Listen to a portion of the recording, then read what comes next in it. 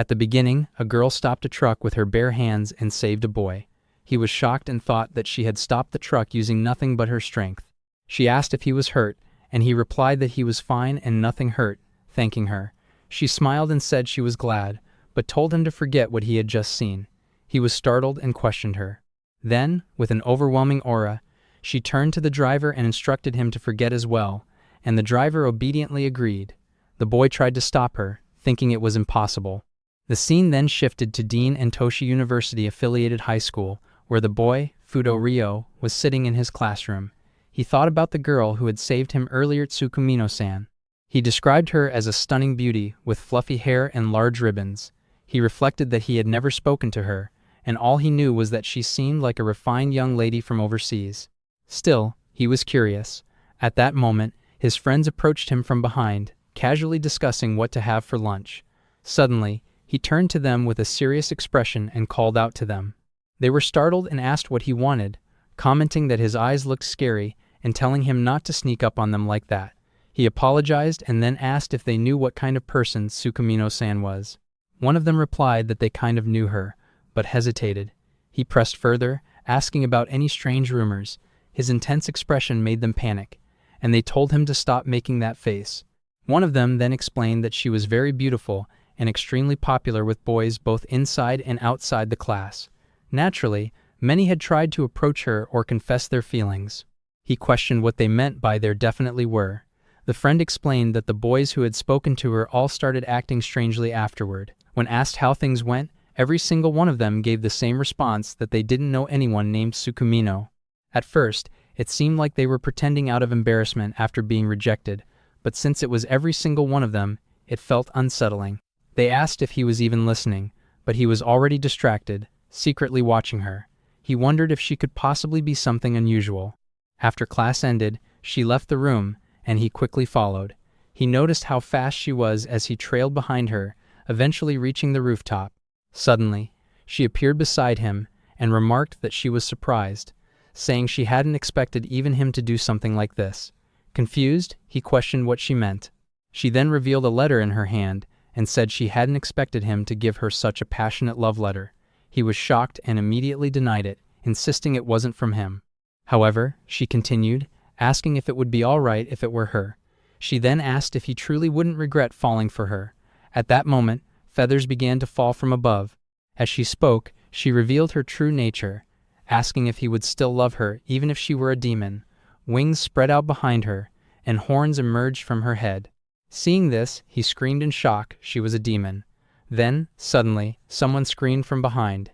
It was the same two boys from earlier. One of them exclaimed in shock that Tsukimino-san was a monster. Hearing this, she became angry and called out to them, telling the rude boy to forget everything he had just seen and to go straight home.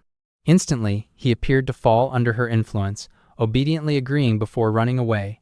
Seeing this, Fudou was confused and wondered what had just happened. She calmly explained that it was her magic, and that the person had likely just been passing by. She added that even people who once claimed to like her would become overwhelmed with fear upon seeing her true form, calling her a monster. She assumed he must have been scared as well, so she had made them forget what he had witnessed. She told him to be careful on his way home and to watch out for cars, adding that his injuries might worsen. She remarked that he would not remember any of what she had said, and that he would understand tomorrow. With that, she flew away. However, in the next moment, he suddenly jumped and grabbed onto her, calling out for her to wait. She was startled and warned him that what he was doing was dangerous. Holding onto her leg, he told her that he did not find her scary at all. Instead, he thought her horns and wings looked cool. She repeated his words in disbelief. He continued, saying that he also wanted to properly thank her for saving him that morning. She reacted, saying it tickled where he was holding her, and questioned why he still remembered what had happened earlier. She remarked that he was quite bold for someone with such a face, and noted that he refused to let go. She warned him that he could have died if he had fallen from that height. Then, confused, she questioned why her magic was not working on him, stating that such a thing had never happened before. She repeatedly told him to forget and insisted that he should find her scary. He calmly pointed out that he had never said that. She then cast her spell again, demanding that he call her cute and not fall for her, only to become afraid later, adding that calling a girl a monster was rude. He reflected that her words had turned into something like venting, which likely meant that many people had been afraid of her before. At the same time, he noticed that whatever power she was releasing was scattering in all directions and wondered if she would be all right. Then, hesitantly, she told him to become her pet, but once again, the spell failed to affect him. Surprised, she questioned why her magic did not work on him and demanded to know who he really was. He simply replied that he was an ordinary human, though people often said his eyes and smile made him look scary, like a demon. She was shocked, thinking that her magic said to be the strongest in the demon world had no effect on him, a human. At that moment, he handed her a rice ball. She asked what it was, and he explained that it was food, noting that she had not eaten lunch earlier. He told her that was not good, and that she needed to eat properly. He added that it was just his leftover, but she could have it if she wanted, and that he would make extra the next day if she asked. She began eating. He then said that, now that he had returned the favor from earlier, he would be heading home. Before leaving, he added that she was cute. Hearing this, she blushed deeply as he ran off, saying he would see her tomorrow. Left alone, she reflected that she had only heard rumors that he was scary, but he was nothing like that. She then looked at the love letter and, while blushing, thought that it was not bad. Suddenly, she felt pain behind her back. The scene then shifted to his house, where she appeared at the entrance and greeted him in the evening. He asked if she needed something else. She then declared that, starting from that day, she would be in his care as his pet. Confused, he said he did not understand at all. She explained that since he had deflected her magic, she was now wearing a leash around her neck and could not return home, so she asked him to take care of her. The scene shifts, and the collar of obedience is introduced. It is explained as a collar placed on a demon when they truly submit to their opponent. Once worn, it cannot be removed and serves as proof that the demon has become an absolutely obedient familiar. The narration continues, presenting the story of a demon who lost to a human and became a familiar.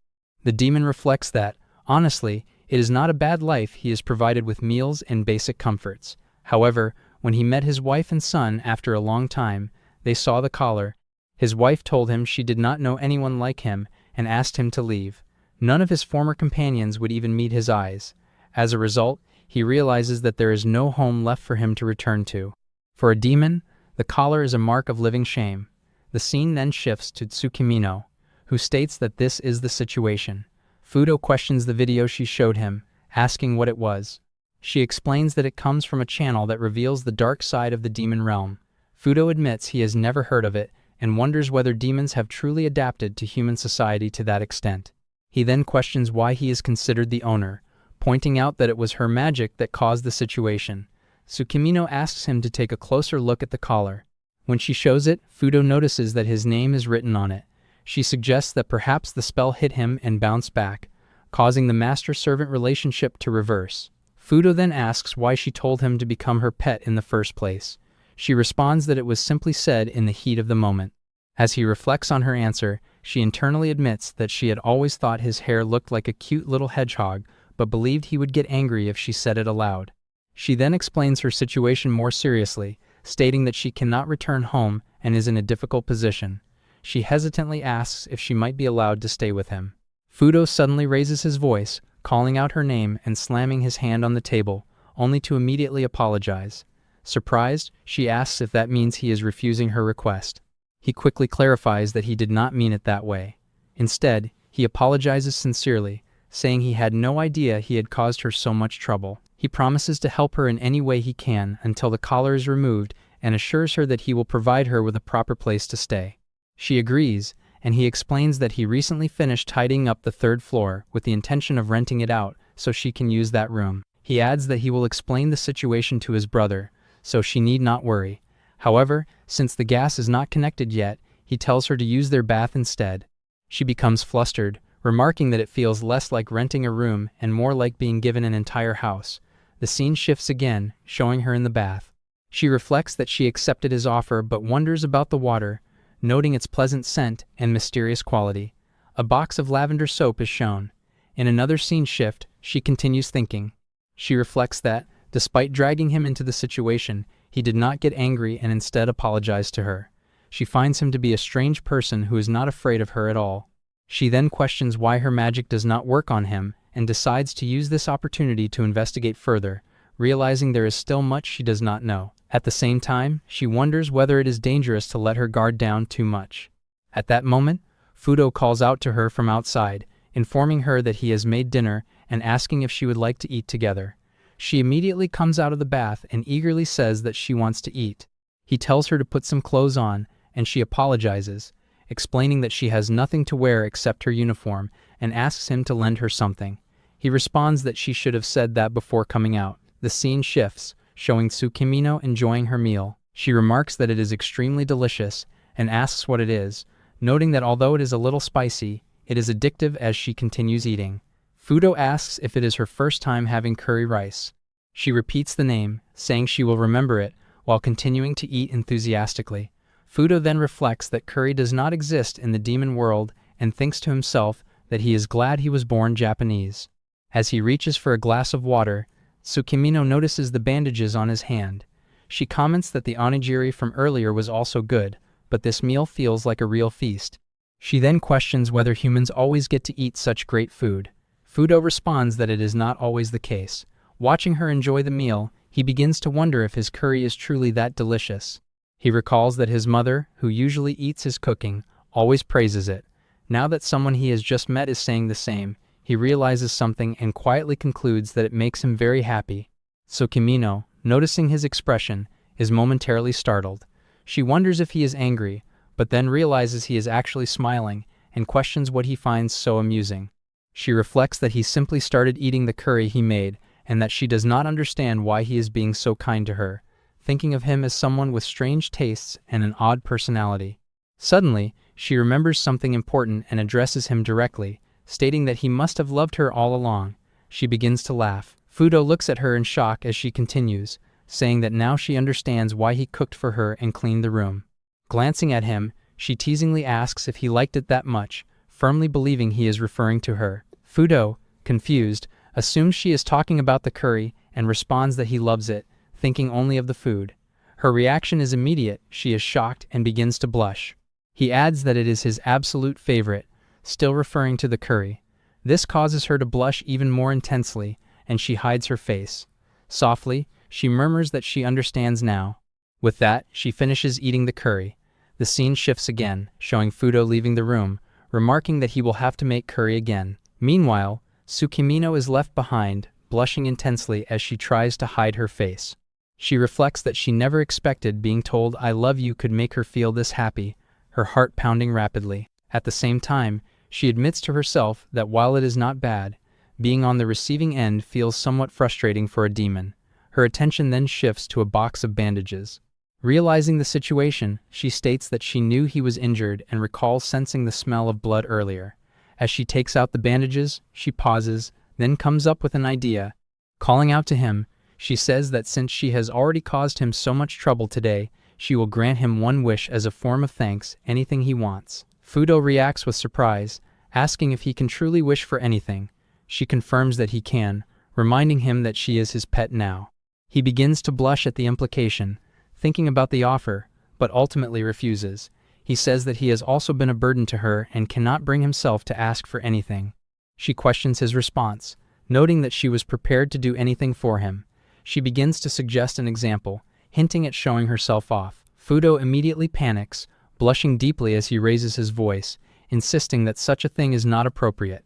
She responds calmly, pointing out that it is a bit late to act innocent, especially after earlier when she came out of the bath. She remarks that even though he tried to hide his gaze behind his fingers, she could still tell the kind of look in his eyes.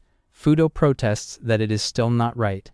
She lightly acknowledges his response, but then declares that she will show herself anyway. He quickly tries to cover his face, but cannot resist peeking slightly. She comments teasingly that it is a shame he is so stubborn. Overwhelmed, he blushes intensely and ends up rolling on the ground. She looks at him, confused, and asks what is wrong. Internally, she concludes that he might simply be an idiot and questions why he is getting so worked up. The narration then notes that, for the first time, Fudou caught a glimpse of a demon's true nature. At the same time, he quietly regrets, even if only slightly, having lent her his room. The scene then shifted to Tsukimino's past. As a child, she told her father that she wanted friends and wished to play with the children outside the castle. However, her father refused, saying it was dangerous outside and that she must not leave the castle. Meanwhile, voices were heard from behind. Someone pointed out that she was the princess, while another remarked that she did not look like a demon at all and was almost like something else. Tsukimino looked toward them and quietly wondered if someone who looked just like her might become her friend. Gazing into a mirror, she questioned where such a friend could be. Suddenly, the mirror began to shine, and a figure appeared within it. Surprised, she wondered who it was and asked if it was a human. The scene then returned to the present, where Tsukimino woke up abruptly and realized it had been a dream. The setting shifted once again to lunchtime. Tsukimino was eating her usual rice ball, onigiri, when Fudou asked if it was not good. In an irritated tone, Tsukimino responded, asking what he was talking about and insisting that it was super delicious. Fudou, observing her, thought that it had been 3 days since she came to his house, and there were a few things he had started to realize. Tsukimino then added that the toast they had that morning was good too, but the rice cake was definitely much better. Fudou continued thinking that she was surprisingly a big eater. She then clarified that it was not about the food, but about what had happened the previous night. She complained that she wanted to watch The World Unknown to Madoko, but it started at 9 p.m., which she considered bedtime for good children. Fudou reflected that, for a demon, she loved TV and kept early hours, making her seem like quite a good girl. However, he realized that he was the one currently in trouble. After looking in the bathroom mirror, he noticed that his eyebrows had somehow become connected. He immediately accused her, asking if this was her doing again. Tsukimino turned her face away and casually remarked that it actually suited him. Angered, Fudou said he knew she had used magic to play another prank and demanded that she change it back. He also thought to himself that she clearly enjoyed pranks. He then listed several things that were not acceptable: teleporting into his futon in the morning to wake him up with magic, entering the bathroom while he was bathing, and appearing from under his desk. He warned that if she kept doing such things, then, before finishing, Tsukimino questioned what kind of prank that would even be. Concluding the matter, Fudou firmly told her to stop the pranks altogether. He then formed an overall evaluation of Tsukimino, thinking that she was childish. After a pause, he shifted the topic and asked why. Aside from the pranks, she had been erasing the memories of the boys who confessed their love to her. Tsukimino replied that she had already explained it before. It was because she did not want to scare them. Fudou questioned whether she could simply avoid telling them that she was a demon in the first place. She sighed and pointed out that if he intended to build a relationship with someone, did he really plan to go through life with them without ever revealing where he was from or who he truly was? Her words struck Fudou. She continued, explaining that, while they might be surprised, keeping them in the dark would be unkind. At that moment, Fudou began to realize that Tsukimino might not be as childish as he had thought. She concluded by saying that it was only natural to want the person one cares about to know the real self. At that moment, someone suddenly approached Fudou from behind and asked when the two of them had become so close. Tsukimino, confused, asked who she was. The girl introduced herself as their classmate, Mitsuki, and added that she was not the only one curious about them. The scene then shifted to reveal a group of students hiding behind a pillar, peeking at Fudou and Tsukimino. Fudou wondered when they had even gathered there. The girl stepped forward and explained that seeing scary-faced Fudou and the school's most beautiful girl, Tsukimino, being friendly together alone on the rooftop naturally made people curious. Hearing this, Tsukimino became visibly delighted and exclaimed that she had been called a beauty. Internally, she repeated it to herself, excited that others had acknowledged her appearance. From the boys' perspective, they commented that, as expected, a girl had asked the questions they were too afraid to ask, encouraging Mitsuki to continue. Fudou, however, thought that this might not be the best time for such attention. He also reflected that Tsukimino was somewhat of a local celebrity, and despite going to the rooftop to avoid attention, they had still ended up standing out. The girls began questioning them one after another, asking if they had walked to school together that morning, how it happened, how far their relationship had progressed, and even whether they had kissed. Fudou looked at them while Tsukimino started blushing. He thought to himself that the situation had suddenly become troublesome and considered that, if necessary, he might even rely on her magic. Instead, he raised his voice and called out for attention, shocking and silencing everyone. With a stern expression, he explained that Tsukimino was living on the floor above his for certain reasons, which was why they were going to school together. Struggling to phrase it properly, he clarified that they were just friends. Tsukimino looked at him and repeated the word friend in her mind. One of the boys reacted in surprise, asking if they were really just friends, while another concluded that if that was the case, then it was fine. Both the girls and the boys then focused their attention on Fudou. One of the girls thought that she had not fully understood what he said, but found it unfair that he was having such a serious conversation while having connected eyebrows. Mitsuki then burst into laughter. The scene shifted again to Fudou and Tsukimino walking down the street. Tsukimino pointed out that if he kept making such expressions and shouting loudly, people would inevitably fear him again, and advised him to fix that habit. Fudou responded that he did not expect to be saved thanks to his eyebrows, but he had thought Tsukimino might use hypnosis again. She clarified that she would not use it in front of so many people. Fudou acknowledged that she was right. Tsukimino then added that the term hypnosis was not quite accurate. Surprised, Fudou asked what she meant. She responded by asking if he wanted to get to know her better, and then told him that she would explain. When Fudou asked what she meant, she simply replied that she would tell him about herself. The scene then shifted once more to the rooftop of Fudou's house. Looking around, he questioned why she had chosen his rooftop of all places for this. Tsukimino then told Fudou to listen carefully, explaining that there was only one type of magic she could use, and that everything she had done so far was just that single kind. Fudou, confused, began counting on his fingers and pointed out that she had used hypnosis, teleportation, instant outfit changes, and many other abilities. He questioned how all of that could be considered just one type of magic. In response, Tsukimino raised her hand and said it would be easier for him to understand if he experienced it himself. She asked him to watch the moon closely, adding that she was about to make it disappear. A bright flash followed, momentarily blinding Fudou. When he opened his eyes again, the moon had vanished, leaving the sky completely empty. Shocked, Fudou exclaimed that the moon was gone, as if someone had simply blacked it out with a marker. Tsukimino calmly stated that she did not want people to make a fuss, so she would restore it. With a swipe of her hand, the moon reappeared, and she casually remarked that it was back. Fudou stood there, confused and astonished by what he had just witnessed. Tsukimino then explained that this was her magic, the power to make anything happen exactly as she commanded. She called it Last Order. She added that she was the only demon who could use magic like this, aside from her father, and told him not to worry. Hearing this, Fudou thought about how her father must possess an equally unbelievable power and wondered what kind of family she came from. Tsukimino then clarified that her father was the king of the demon realm, in other words, the demon king, and that she was his daughter. She warned him that if he truly made her angry, she could be frightening. Fudou, slightly intimidated, responded that he understood. However, Tsukimino quickly lightened the mood. She patted his shoulder and remarked that he should at least try to act a little scared, since she never actually did anything frightening to him. She then reminded him that they were friends. Moving closer, she held his face near hers and began to blush. Then, suddenly, she jumped off the roof, casually wondering what they would have for dinner that night. Left alone, Fudou looked up at the moon and quietly repeated her words, reflecting on the idea that she could make anything happen. At that moment, a mysterious man appeared and remarked that he could not simply leave things as they were. The scene then shifted as Tsukimino suddenly told Fudou to go out with her. Startled, Fudou froze for a moment. Tsukimino quickly clarified that she meant going shopping together. She explained that she wanted some new clothes and needed him to show her around the shop. Fudou immediately agreed. Satisfied, Tsukimino told him to get ready quickly and said she would see him in 5 minutes before leaving the room. Left alone, Fudou could only stare blankly without saying anything. A moment later, someone knocked on the door. Responding that he was coming, Fudou went to open it. When he opened the door, he was greeted by a man with the face of a dog. The two stared at each other for a moment before Fudou immediately slammed the door shut, wondering what he had just seen.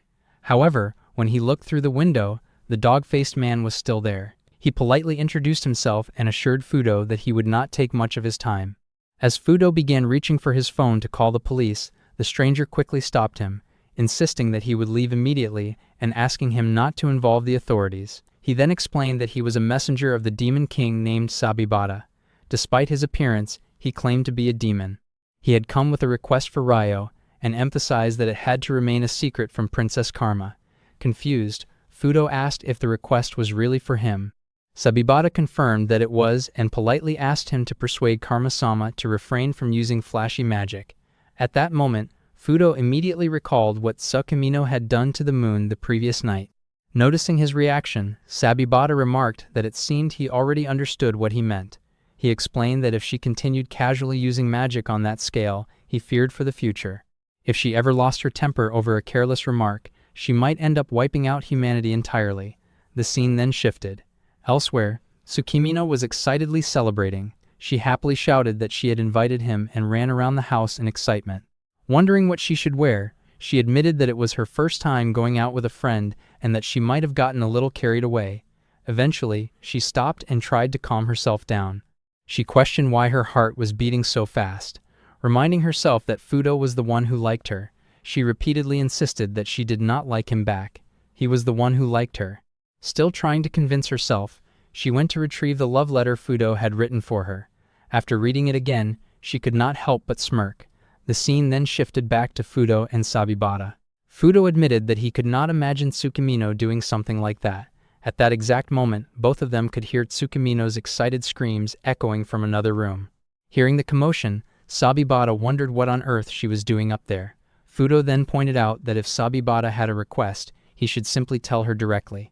Sabibata awkwardly replied that the situation was complicated. Striking a dramatic pose, he then declared that they needed Fudou to protect both mankind and Karma-sama. Fudou could only think that the man had approached him with overwhelming momentum. Still confused, he asked whether Sabibata was really asking him to protect Tsukimino. Sabibata explained that although she was a demon, she was kind and innocent. If she ever hurt someone, the person who would suffer the most afterward would be her. That was exactly why they were so worried. After hearing that, Fudou assured him that he could count on him. Internally, Sabibata was surprised by how well Fudou matched his energy. He then thanked him and said he was counting on him for the sake of both the world and Karma-sama. The scene shifted once more. A short while later, Tsukimino emerged, dressed beautifully and looking incredibly cute. Apologizing for the wait, she greeted Fudou. However, Fudou was still moving around distractedly, thinking only about Sabibata. When he finally turned around and saw her, he instinctively shouted, "Hell yeah," while giving an enthusiastic thumbs up. Only afterward did he realize that the person standing beside him was Tsukimino herself. The unexpected reaction caused her to blush intensely. Quietly, she mumbled that she would go get her wallet. As she walked away, she remained silent for a moment, before thinking to herself that perhaps she had been a little too adorable. With that thought, a small smirk appeared on her face. The scene then shifted to a large shopping mall. Looking around in amazement, Tsukimino remarked that the entire place was filled with shops. She even commented that it was a pretty good match for her castle. At that moment, the Demon King's castle was shown for comparison. Seeing it, Fudou silently realized that the Demon King's castle was only about the size of a station department store building. As he began explaining that the Western clothing section was located on the 6th floor, he suddenly noticed that Tsukimino had already disappeared. Before he could react, he heard her voice calling out to him from somewhere nearby. She excitedly shouted about a food called castella, declaring that it was insanely good. As a result, Fudou ended up paying for the castella. While he was still handling the payment, Tsukimino's attention wandered once again. Spotting something else, she immediately shouted and rushed off toward another food hall. Fudou quickly tried to stop her, telling her to wait. At the same time, he had a bad feeling about where this was heading. Unfortunately, Tsukimino paid no attention to him and continued exploring every food stall she could find. Watching her enthusiasm, Fudou realized that nothing could stop her. He later reflected that after getting caught up in countless temptations and detours, it had taken them nearly an hour just to reach the clothing department. Once they finally arrived, Tsukimino picked up a piece of clothing and asked Fudou what kind of style he liked. After giving it some thought, Fudou replied that he preferred something cute. Hearing that answer, Tsukimino proudly declared that she had known he would say that. Nearby, one of the store employees quietly observed the pair and commented to the manager that they appeared to be a student couple. The manager acknowledged it and privately complained that when youngsters like them lingered around the shop, it became difficult for their regular customers to enter comfortably. Assuming they did not have much money, he considered putting some pressure on them so they would leave sooner. Meanwhile, Tsukimino turned to Fudou and told him that if there were any clothes he wanted, he should let her know. She explained that her father had given her a card and said she could use it as much as she wanted. However, she quietly admitted to herself that she still had no idea how the card was supposed to work. Hearing this, Fudou immediately remarked that she should have mentioned that much earlier. Overhearing the conversation, the employee once again called out to the manager. The manager's entire attitude instantly changed. In his mind, the customer had suddenly become a divine being. He immediately instructed the staff to provide the pair with the most polite service possible. Holding up another outfit, Tsukimino wondered if she could try it on. The manager quickly informed her that the fitting rooms were right that way, nearly calling her divine customer, before correcting himself and addressing her properly. Tsukimino then suggested that they try on a few outfits. With that, both of them headed toward the changing rooms. Fudou was completely clueless about how to respond. After a brief pause, he hesitantly tried to say something. He explained that a fitting room was normally a place where a person went in alone to change clothes. Upon hearing that, Tsukimino simply asked if that was how it worked. Then, with a mischievous smirk, she suggested that they should just change together instead. Fudou immediately pointed out that it would be a problem if a store clerk happened to come in. However, Tsukimino reassured him that everything was fine. She explained that she had cast a spell to ensure that the store staff would be unable to see them specifically. The scene then briefly shifted to the store employees. The clerk reported to the manager that the two customers were nowhere to be found. In response, the manager simply ordered the clerk to keep looking. The scene returned to the fitting room. Confident in her spell, Tsukimino told Fudou not to worry and encouraged him to start trying on clothes. Meanwhile, Fudou's face had already turned bright red. As his heart pounded uncontrollably, he wondered how the situation had somehow ended up like this. A moment later, Tsukimino appeared in a brand new dress and asked Fudou what he thought of it. She then asked which outfit he liked more. Unable to think clearly, Fudou replied that everything looked nice. At the same time, his thoughts were in complete disarray. Being so close to her, he became intensely aware of her scent. To him, she smelled amazing. The proximity was becoming too much to handle, and he could feel himself growing lightheaded. Noticing his condition, Tsukimino asked if he was all right, pointing out that his face was completely red. As she leaned even closer to check on him, Fudou finally reached his limit. Declaring that he could not take it anymore, he suddenly collapsed onto the floor. Startled, Tsukimino immediately screamed his name. In her panic, she ended up on top of him, while desperately trying to wake him up. She repeatedly told him to pull himself together and questioned why he had become stiff again, urging him to wake up. Despite the situation, Fudou still managed to point out one important detail. He reminded her that she was still wearing the store's clothes and that they had not even paid for them yet. Hearing that, Tsukimino suddenly paused. For the first time, she became aware of what she was actually doing and silently wondered what exactly had led to this situation. As Tsukimino found herself alone with Fudou in the cramped fitting room, she suddenly became aware of their situation. Realizing just how close they were, she thought about how incredibly embarrassing it all was. The realization immediately caused her face to turn bright red. At that moment, someone approached the fitting room. It was another store clerk. As the employee drew closer, Tsukimino reassured herself that everything should be fine since the clerk was unable to see them because of her spell. However, things did not go as planned. Without warning, the clerk simply pulled back the curtain and found both of them inside. Seeing the scene before her, she casually asked if she was interrupting something. Panicking, Tsukimino immediately reacted. She quickly cast a spell and loudly ordered the clerk to forget everything she had just seen. A bright flash filled the area. The story then explains that afterward, once Fudou regained consciousness, the two of them properly purchased the clothes before leaving the store together. Later, when Fudou finally woke up, he found himself sitting beside Tsukimino. Looking at her seriously, he firmly told her that she was not allowed to use magic to play tricks on other people anymore. Tsukimino immediately accepted the scolding and obediently replied that she understood. Behind them, Shibata could also be seen watching the exchange.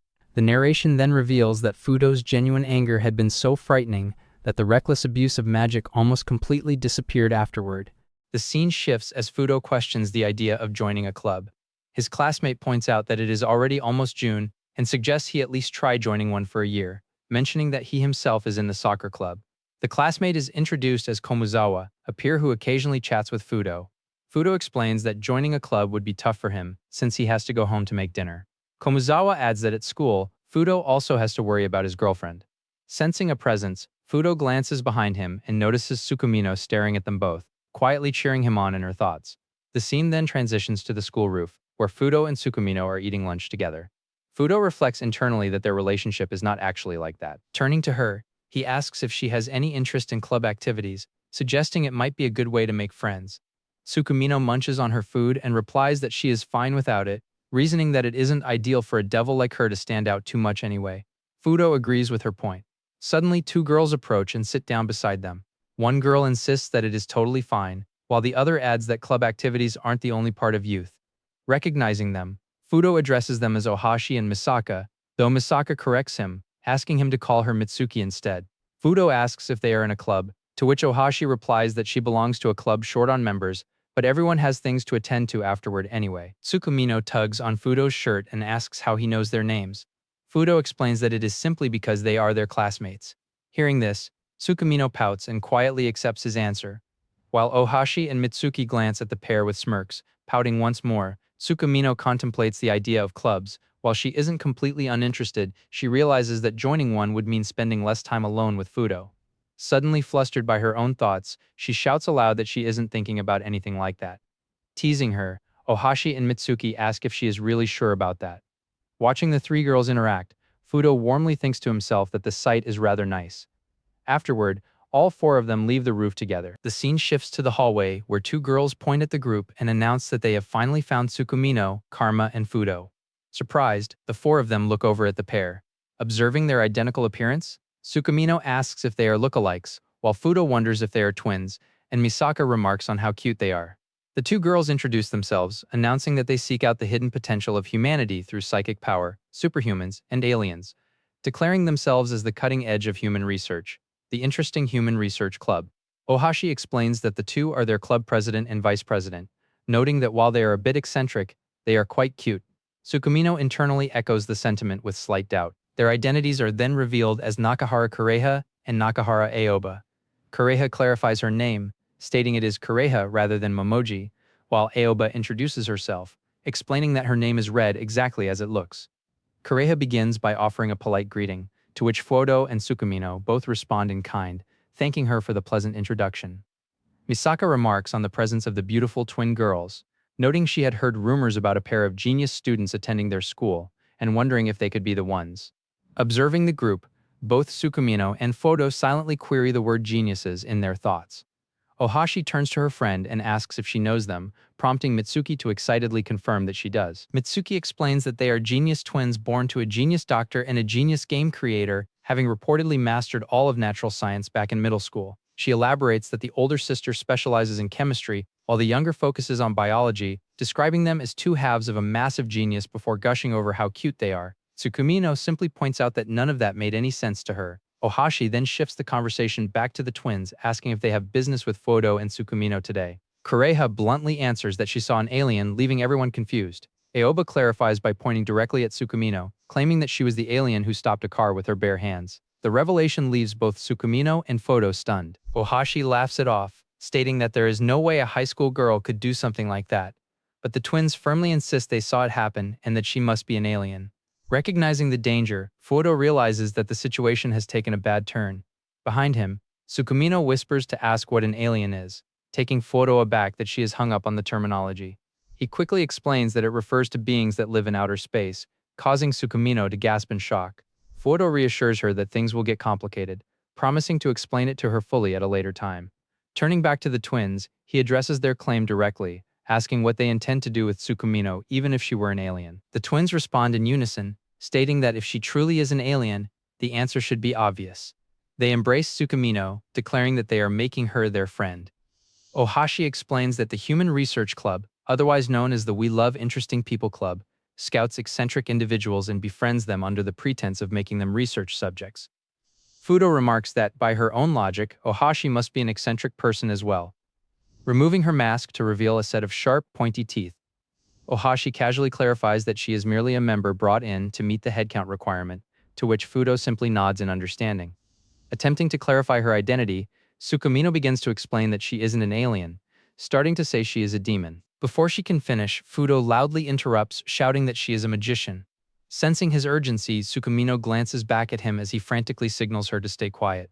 Intrigued, Aoba repeats the word magician. Playing along, Tsukimino confirms the claim, insisting that stopping the car was merely a magic trick. Kureha notes that if she isn't an alien, she should prove it by performing a trick for them. Tsukimino questions the demand, prompting Fudou to quietly advise her to make a small object, like a plastic bottle, disappear and reappear, reasoning that it will satisfy their curiosity so they can leave. Tsukimino grumbles back, reminding him that her magic isn't some cheap sideshow.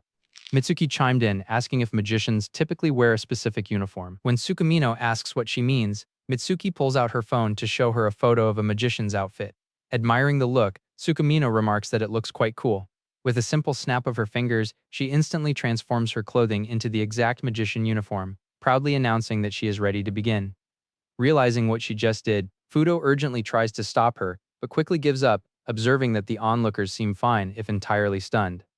The four girls stare in utter disbelief. Ohashi stammers, asking how she pulled off such a feat, while Mitsuki marvels at the instantaneous outfit change. Aoba questions how the laws of physics are even functioning, and Kureha laments that she should have recorded the moment. Overwhelmed with excitement, the group begins chanting for her to do it again. Obliging their request, Tsukimino repeats the trick as the scene transitions away. Kureha and Aoba invite Karma to join their club, even if she is just a magician. Tsukimino replies that she doesn't mind joining, provided Fudou joins as well, prompting an excited cheer from Kureha. Internally, however, the twins remain skeptical. They reason that no mere magic trick could ignore the laws of physics in such a manner, maintaining that she could still be an alien and resolving to uncover her true identity one day. Shifting the subject, Tsukimino mentions that since they know so much about humans, there is something she has been curious about. Fudou glances over at her from the side as Aobe proudly offers to answer any questions about the human body, boasting that there is nothing the genius duo wouldn't know. Tsukimino then directly asks how human babies are conceived, instantly dropping the entire room into silence. Fudou frantically steps in, asking if she means where they come from, but Tsukimino clarifies her question. She explains that while she knows a mother and a father are necessary, she doesn't know what actually happens for a baby to be born. She adds that whenever she asked the adults back home, they simply told her it was too early for her to know, so she wants them to explain how humans reproduce. Upon hearing this, both twins flush bright red. Aoba begins to offer an explanation, but Kureha immediately cuts her off, warning her to stop. Curious, Tsukimino asks what she was about to say, pointing out that they look like they knew something. Flustered, Kureha stammers that this kind of topic isn't appropriate to discuss, but Tsukimino presses on, causing both twins to shout her name in embarrassment. Fudou intercedes once more, telling Tsukimino that she will learn about that topic in the second grade, so there is no need for her to know just yet. While the others inwardly praise Fudou for handling the situation, a confused Tsukimino accepts his answer, deciding it is fine for now. Relieved, everyone lets out a collective sigh. In the aftermath, it is revealed that for a while following that incident, the twins refused to look either of them in the eye,